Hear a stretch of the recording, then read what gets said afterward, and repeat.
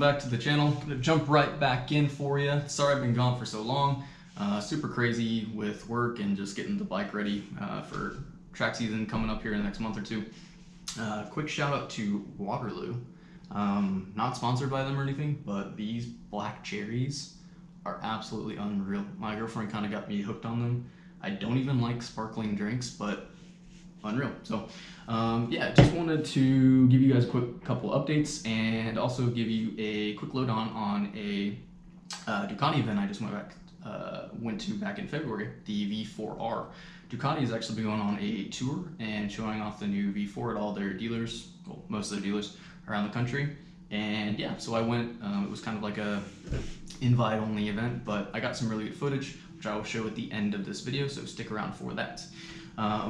Yeah, just want to give you kind of my thoughts on the bike.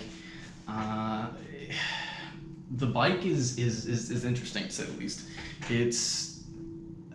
It's one of those things where Ducati made this bike really for one reason and one reason only. It is a homologation bike. So I kind of want to go over what this means in terms of Ducati, right? So why did they make it? What does it mean real world for you? A lot of channels kind of have covered the bike, and I feel like, unfortunately, in my opinion, what I see a lot of the time with a lot of YouTubers and publications, there's nothing wrong with this, but they do kind of the brochure and read off of a brochure, which anyone can do, and I don't think it really gives you kind of the insight and real world kind of user experience of what you can expect with it. Now, I haven't ridden the bike. They started up and you know, revved it a little bit, which was phenomenal. The bike sounds incredible. It still kind of sounds a little bit like the V-twin. I don't know, Ducati, especially with the V4, when I rode it a bunch, it still sounds like a V-twin until you hit like 10,000 RPM. Still amazing though. But yeah, so I kind of want to go in that with you guys. So why would Ducati make this bike? It's, like I said, it's a homologation bike. Ducati wants to get back to winning in races in World Superbike, and what's required of that is you cannot use an 1100cc engine like the one in the V4. It has to be under 1000 cc's. So Ducati has made a 998cc Desmo Stradale engine. It revs to the moon. It's, you know, 16,500 RPM, 234 horsepower. You know, I can go on and, you know, fact sheet yet and give you all the facts and figures, but which I will do to some degree, but I will explain, you know, real world what that means for you. So the V4 was 1100 cc's, torque monster, tons of power, you know, great street bike. Honestly, in my opinion, that bike, usability wise, you could ride that bike easily every day on the street, and I rode it a bunch and loved it to death. Especially if you put a Krapovich system on it or exhaust in general. Absolutely incredible. Nothing but good things to say about that bike, even though there were quite a few recalls on that bike, which it's an Italian bike. Anything Ducati, Ferrari, you know, it's gonna have, it's temperamental, right? So the Desmo Stradale engine is 998 cc's, you know, 234 horsepower with the Krapovich system, which, like I said, sounds absolutely phenomenal.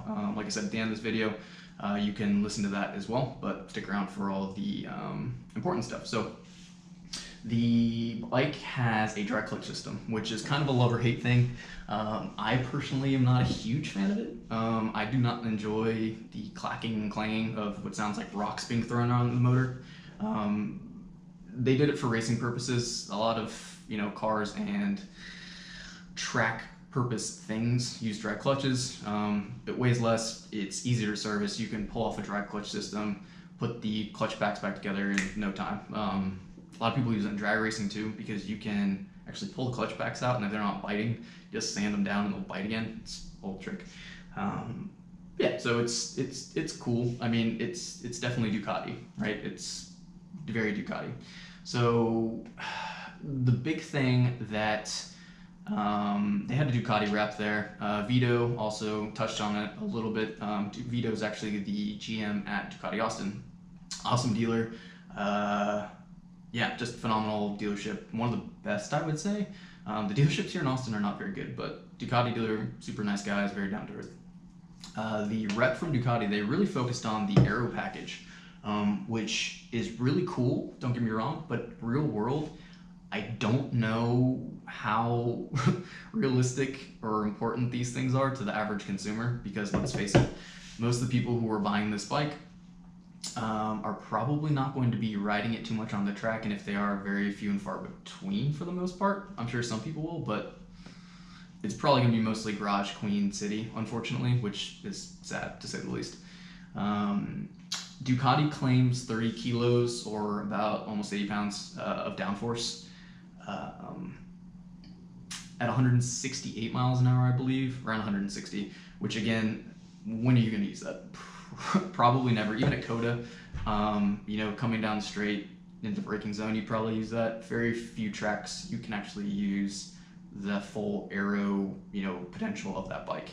Super cool again, but it's just one of those things where I don't know how important it is. But again, keep in mind, track bike. They built this bike to make it as track purpose as possible, ready for World Superbike, and it will probably dominate. I know in preseason testing and kind of what I've seen so far in the news, it has been just dominating everyone by seconds. I mean, like in racing, when half a second is a year, a couple seconds is an eternity. So they're killing it in that regard.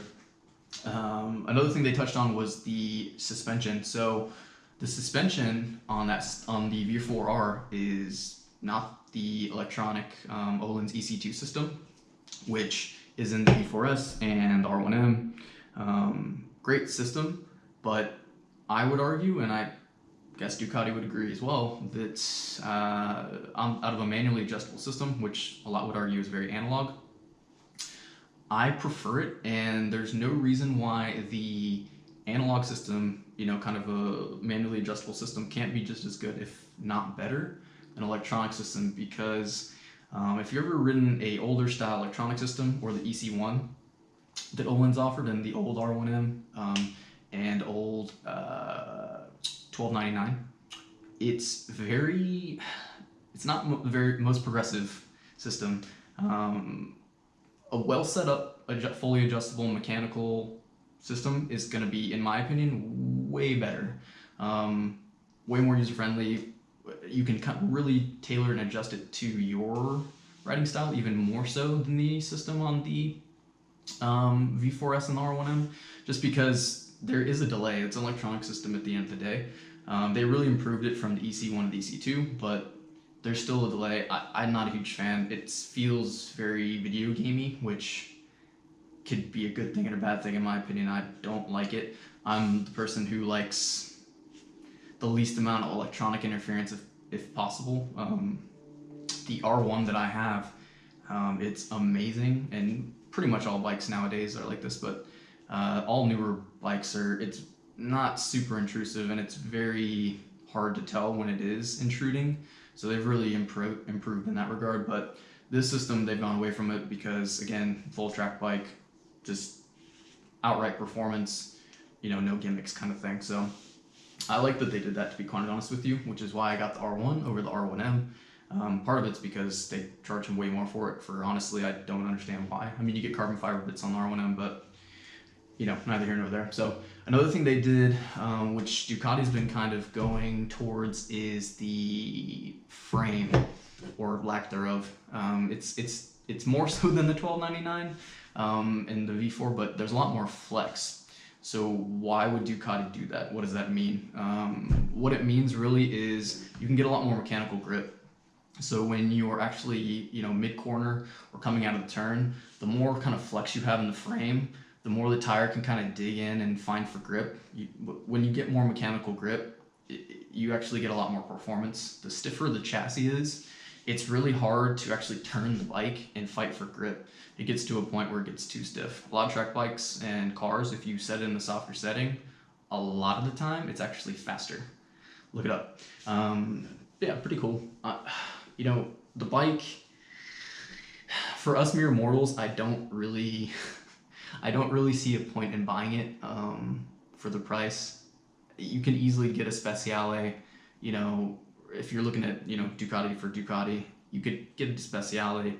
It's cheaper, barely, but it's really 8 or 9/10 of the V4R, to be quite honest with you. Now the motor's completely different, right? I mean, again, the V4R is gonna rev to the moon. You know, 16,500 RPM is just ungodly. I mean, you're talking 600cc bike territory with that kind of rev line. But you know, it's kind of teach their own. So you guys tell me, what do you guys think about it? I love the bike. Don't get me wrong, it's amazing. I love that Ducati's kind of pushing the envelope and getting back to the roots of, you know, a lot of passion, a lot of power, and just looks absolutely phenomenal. Yeah, tell me guys what you think about it, and I'll go ahead and pop in the actual video from the event from past Tanner, and yeah, I'll be posting a lot more videos, I promise.